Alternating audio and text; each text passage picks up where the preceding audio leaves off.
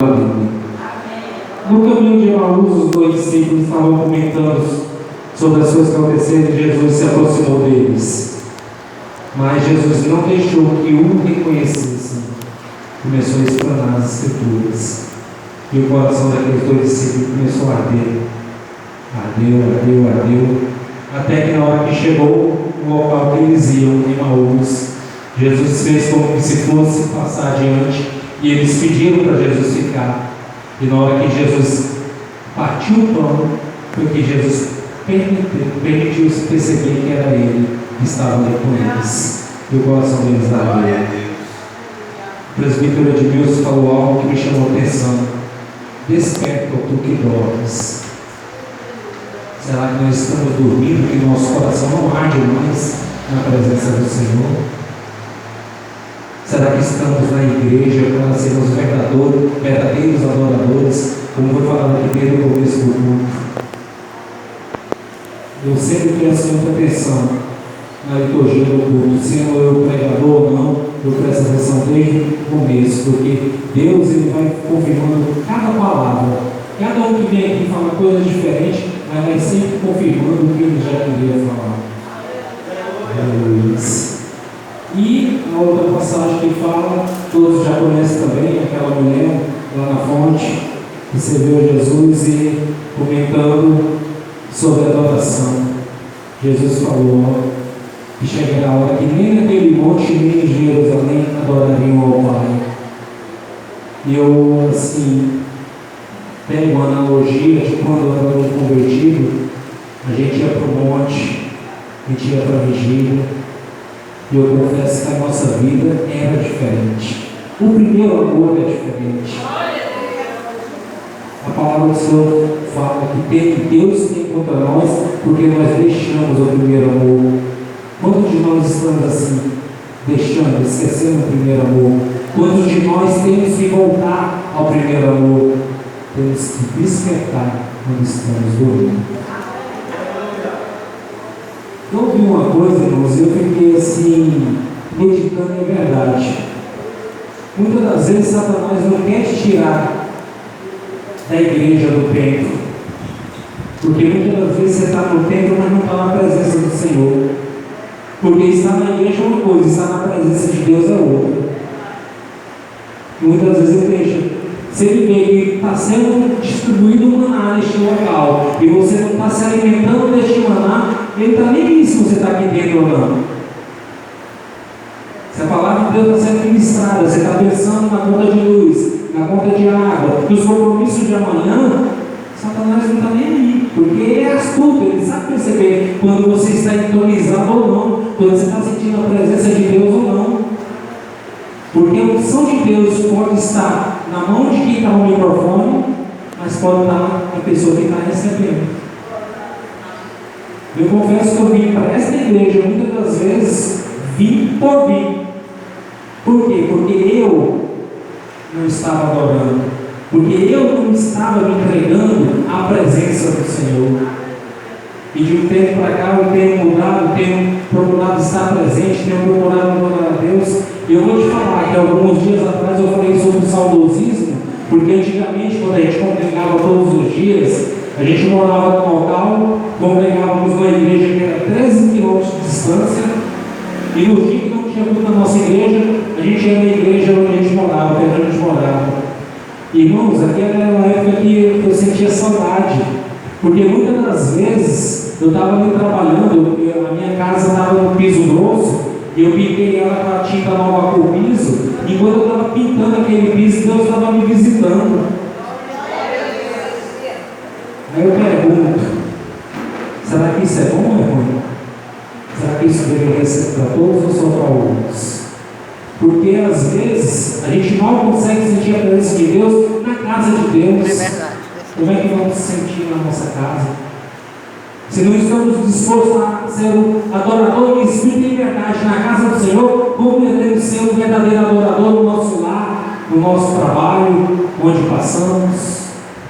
Eu estava com saudade. E Deus começou de novo a me visitar sem ser na casa de Deus.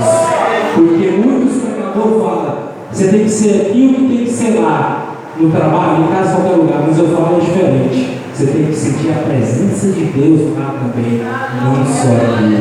Porque é maravilhoso sentir a presença de Deus. E, irmãos, falar em verdadeiro adorador é bem complicado, não é? Ou não? Ou vocês não acham que é fácil?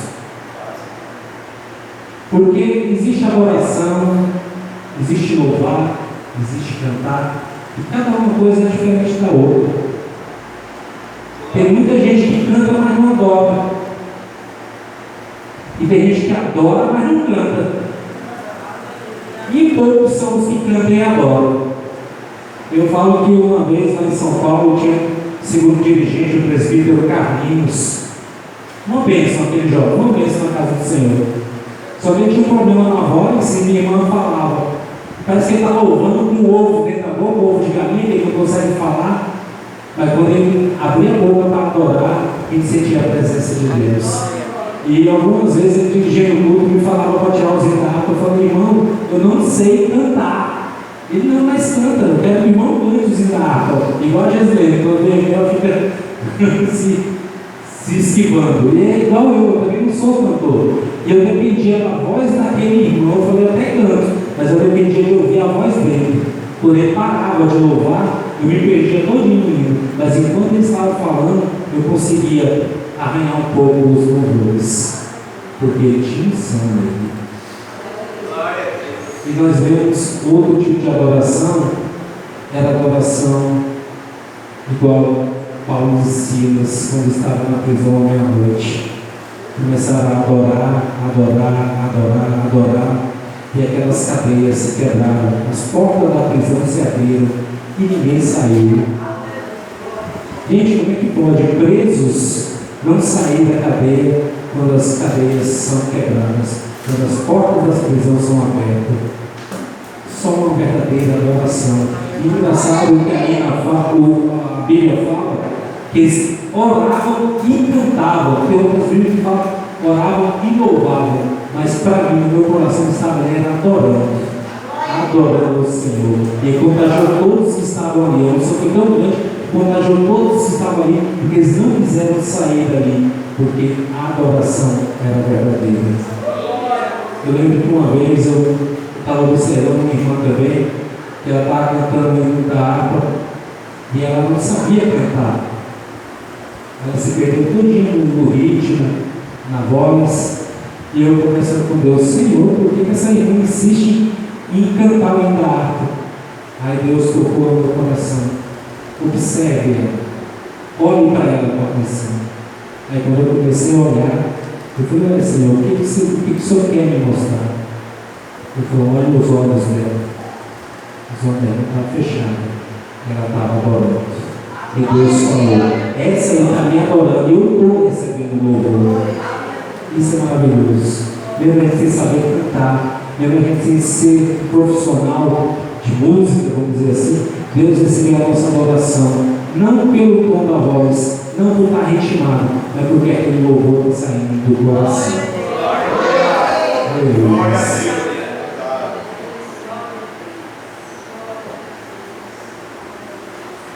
Quem conhece a história do rei Josafá? Josafá tinha 3 povos perseguindo ele, 3 povos guerreando com ele. E ele juntou todo o povo de Judá e apregou um jejum. Não foi só ele que jejuou, ele apregou um jejum em todo o Judá, para que Deus fosse falar com ele sobre esta causa. E quando Deus respondeu, Deus falou para preparar os levitas e os homens de guerra, o exército. Eu acredito que Josafá, né, irmão, deve ter pensado, o exército vai na frente e os levitas vão atrás, né? Eu acredito que deve ter pensado nisso. Mas Deus falou diferente. Os levitas vão na frente, o povo do exército vai atrás. Nessa peleja vós não tereis. Aleluia, Pai. Glória a Deus, aleluia. Mas porque quando Josafá recebeu a resposta de Deus, lá no livro, segundo livro de Crônicas, capítulo 20, versículo 18 diz: então Josafá se prostrou com o seu rosto em terra, e todo Judá, os moradores de Jerusalém também se prostraram perante o Senhor e o adoraram. Precisou apenas da adoração para ganhar aquela guerra. E gente, o negócio foi tão grande, tão maravilhoso, o mistério foi tão grande, que foram 3 dias saqueando o despojo de guerra. Era tanta gente que vinha contra o rei Josafá, que foram 3 dias para saquear aquele despojo daquela guerra. Gente, Deus é maravilhoso e não precisou fazer nada. É lógico que Deus age diferente. Em cada situação Deus age diferente. Que nós possamos estar atentos por agir de Deus, para que não venhamos reclamar, para que não venhamos para a igreja sem sentir a presença de Deus. Mude sua atitude. Eu mudei a minha. Comecei a buscar o Senhor, vim com a intenção de adorar. Mesmo que eu não cante, eu não adoro o Senhor cantando. Eu posso adorar o Senhor de outras formas. E a manifestação da presença do Senhor, gente, é maravilhosa e ao mesmo tempo misteriosa. Porque desculpa os que usam essa técnica, mas quando o pregador ou quem está procurando começa a glorificar a Deus, dá glória, dá aleluia, para mim quem está na igreja não está glorificando, não está dando aleluia, estão falando aleluia, estão falando glória a Deus, mas não estão adorando a Deus. A adoração tem que ser espontânea. Ninguém precisa te induzir a adorar, ninguém precisa gritar para que você sinta a presença de Deus. Basta você estar em sintonia com Deus. Um outro exemplo de adoração que eu olhando na Bíblia, eu tenho como adoração aquela passagem que quando Moisés levantava a mão, Israel prevalecia. Quando ele baixava a mão, Amaleque prevalecia.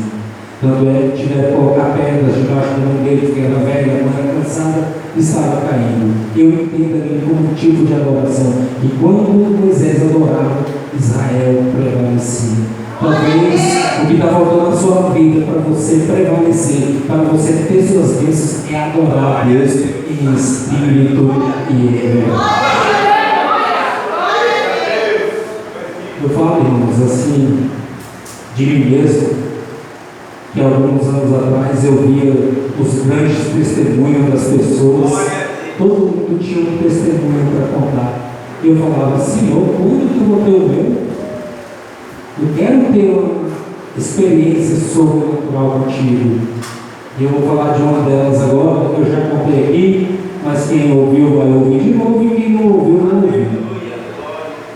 Eu tinha um sócio em São Paulo, a gente morava em Francisco Morato, que já é interior de São Paulo, e a gente foi para São Paulo fazer umas compras. E na volta, ele parou para abastecer o carro dele e colocou tanto gasolina como gás. O carro dele era gás GNV e gasolina, colocou os dois. E na hora que foi dar partida no carro, o carro não pegava. Tenta daqui, tenta dali, nada do carro pegar. Ele liga para o mecânico abre o módulo, dá as batidinhas no módulo, espera o módulo esfriar. Nisso foi 1h30. A gente tentando fazer o carro pegar e nada do carro pegar. Aí Deus tocou no meu coração, pensando: vamos para dentro do carro? E por que eu falei: vamos para dentro do carro? Aí nós chegamos do carro, estava eu e a esposa dele. Eu falei: o que nós somos? Ele: crente. O que o crente faz? Ora. Então vamos orar? Vamos. Oramos. Na hora que a oração ele deu partida no carro, o carro pegou. Nós saímos do posto cantando a Deus. Cantando não. Agora, ele cantou, todo mundo desafinado, todo mundo sem ritmo, não era um canto, era uma adoração. E enquanto a gente estava adorando, o carro estava andando. Quando nós paramos de adorar, o carro parou, deu problema de novo. Aí lá vai nós novamente começar a adorar. Adorávamos, o carro andava. Parava de adorar, o carro parava. E foi assim, cerca de 40 quilômetros, de São Paulo até Francisco, são 40 quilômetros. Foram 40 quilômetros adorando a Deus. E isso é maravilhoso. E no meio do caminho, aquela adoração estava tão boa, que de repente a esposa do santo começou a entregar a profecia, e ele parou o carro, porque ele ficou em dúvida se era para ele, se era para mim, ela estava profetizando, e ele parou o carro. E na hora que ela piscou a mão no meu ombro, parece que eu estou num choque, mas um choque